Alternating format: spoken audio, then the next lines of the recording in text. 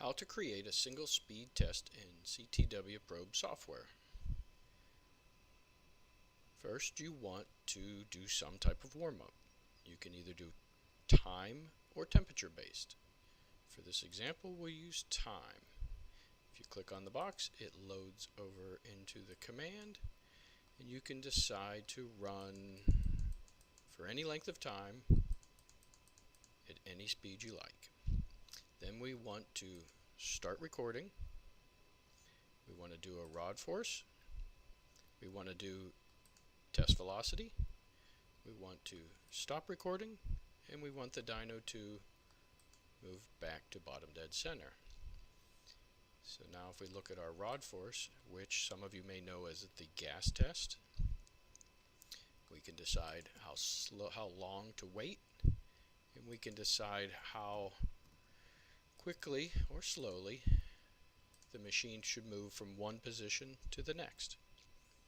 For our 10 inch per second test, we want to uncheck this box. It's going to take cycle to reach frequency, 1 cycle. It's going to run 3 cycles, and it's going to get the data from the 3rd cycle. If we want to run slower or faster, we can simply scroll up, scroll down, or just use your keypad and type in a number. When you're done, do save as, and you name it something that you can find later, such as CTW 6 inch per second. And that's how you do a single speed test.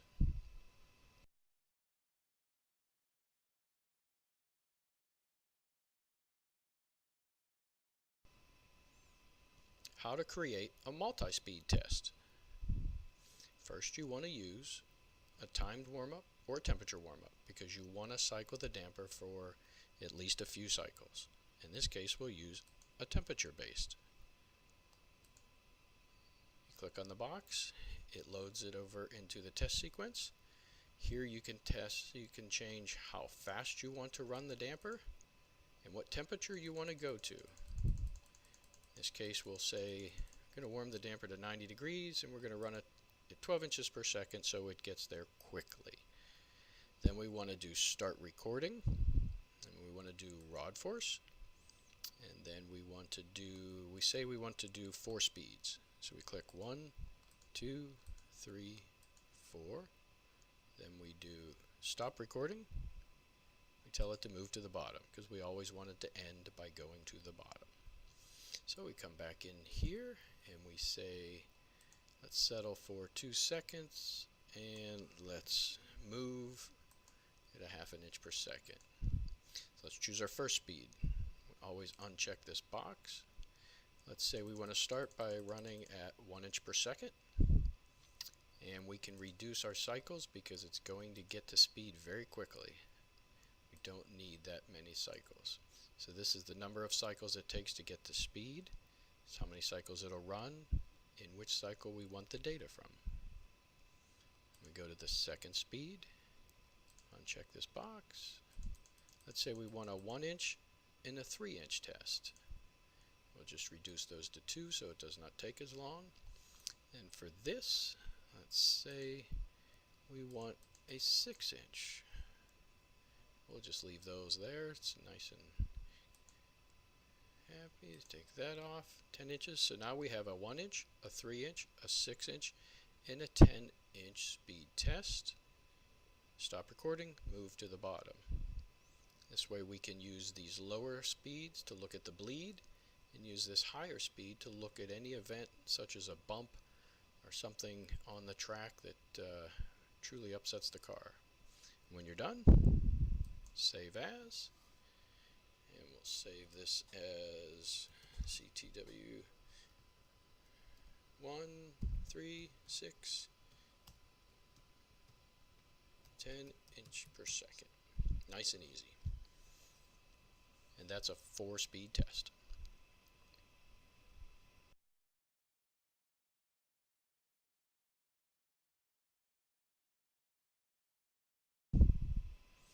Now we're going to show you how to create a test where you run the same speed over and over so that you can make adjustments.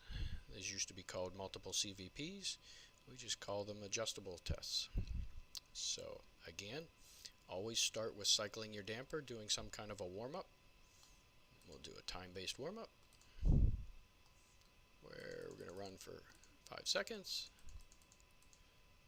Say it's 6 inches per second. Then we're going to start recording and do our rod force, because we always do a rod force. In this case, we'll settle for 2 seconds, and because we have a lot of bleed in the shock, we can go fast. And what we want to do is we want to make, let's say, 6 adjustments. So we're going to do a velocity, then we're going to click on prompt. Velocity, prompt, velocity, prompt, velocity, prompt. So this is going to run a speed and stop, speed, stop, speed, stop, speed, stop, speed, stop, speed. So that's 1, 2, 3, 4, 5, 6 adjustments we'll be able to make in this test. Now, maybe you don't want to run at 10 inches.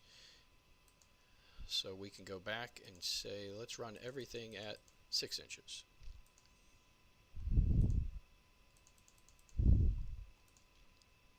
Now in this case, we want to run a certain number of cycles, because as we're making these changes, sometimes takes a moment for the damper to get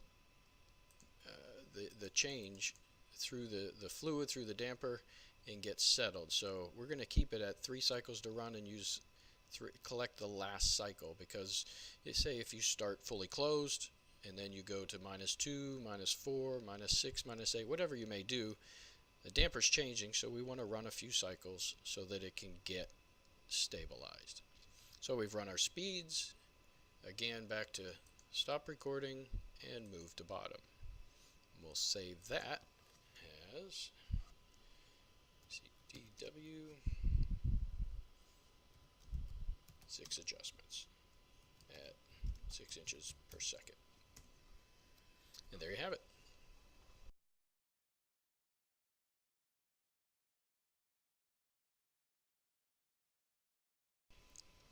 Now we're going to show you how to make a PVP test. So you're going to run many speeds and you're going to create a PVP at the end so that you can look at the data in any number of ways. So we're going to do a temperature warm-up, and you're welcome to do a timed warm-up. It does not matter. If you're using gas pressured shocks, you should probably use a temperature based, and if you're using twin tubes, it might be easier to just use a time based. But again, completely up to you. All of this is make it as however you'd like to make it, as long as it's repeatable. You always want to do the same thing. So done our warm-up, and we're going to do our start recording. We're going to do our gas test, which we call rod force, because that's really what it is. It's just the force of the damper pushing out because of the pressure. So you got a rod force, and now we're going to do, let's see, we want to do a PVP that many speeds. What is that? 1, 2, 11 speeds, big PVP. We got a very soft shock. We want a wide range. So we're going to go into the first one. We're going to say, let's do that at 1 inch. You can just type those in as well, keep in mind. So I could just type in.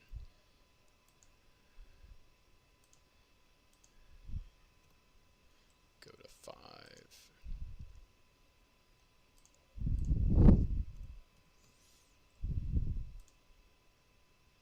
Leave that one at 10. And let's pretend we have some kind of a VDP piston, and it's going to do something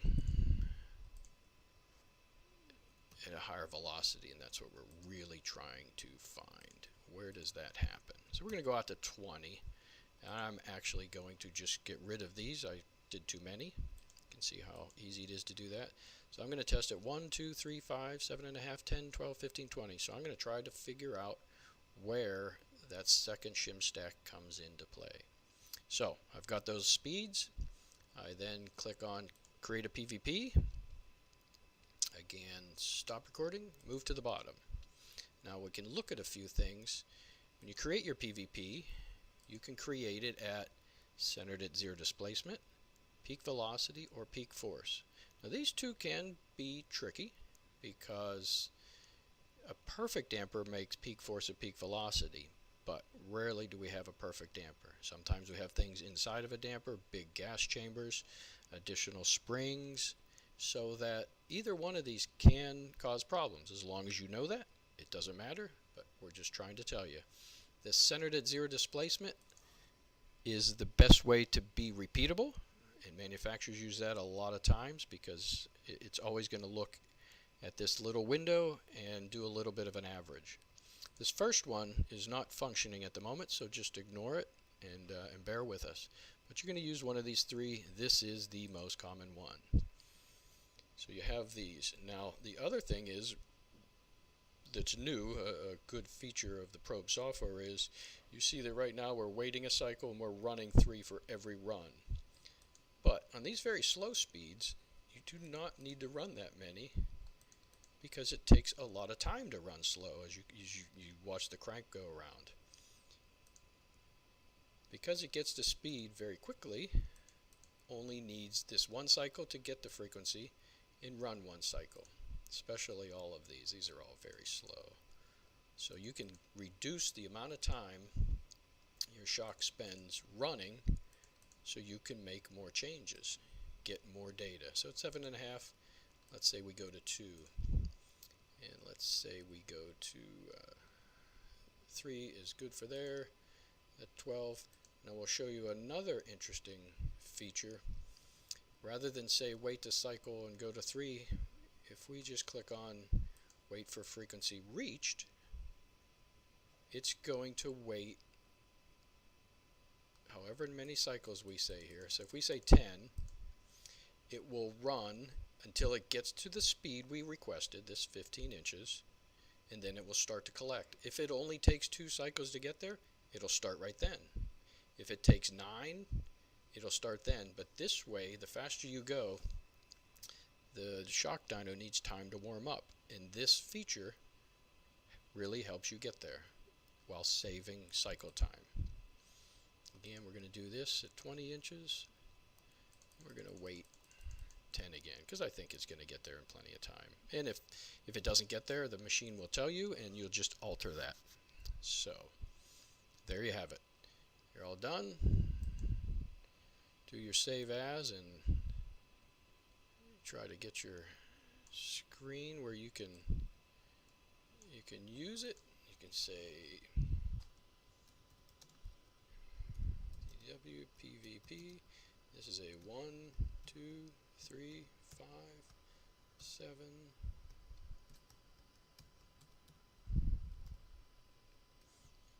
And that way you have created a PVP centered at zero displacement. And you've saved cycle time so that it doesn't take as long.